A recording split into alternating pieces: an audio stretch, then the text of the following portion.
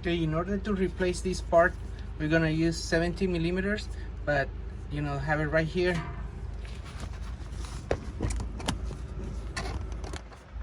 And over here too. So just have it in mind, you need to raise the car, you know, both sides of the tire needs to be off, so it will be easy to move the sway bar. If you're trying to do it one side first and then the other side, will be really hard to do it. So it's better you raise out the car, and you know, as soon as I remove this one, you know, just do the other side. I'm just gonna do one side. We need to remove first the one on the bottom. You will use 17 millimeter socket.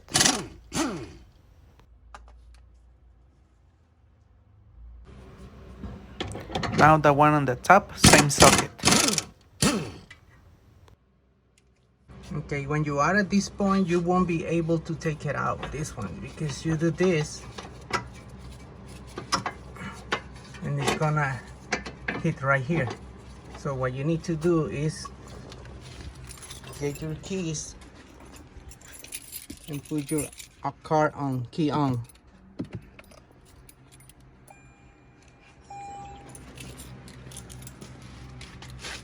So now that the car is on key on, you will be able to move the rack and pinion. So what you're gonna do is just move it to the side. Now that you have it on key on, you know, that's the part that I want to show you. It will hit right here. So turn it.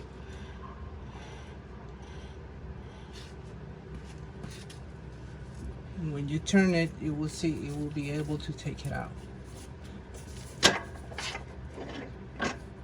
And now just put the other one. Now I'm going to put the new one. There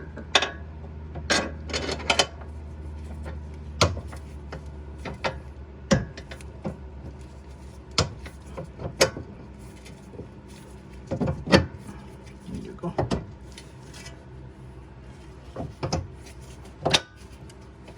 And just do the same procedure on the other side.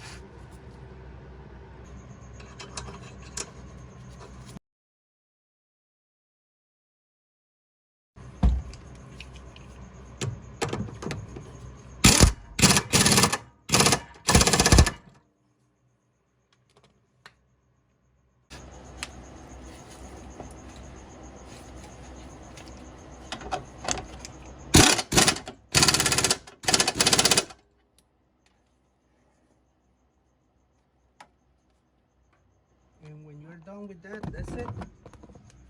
That's all that we need to do to replace the sway bar links.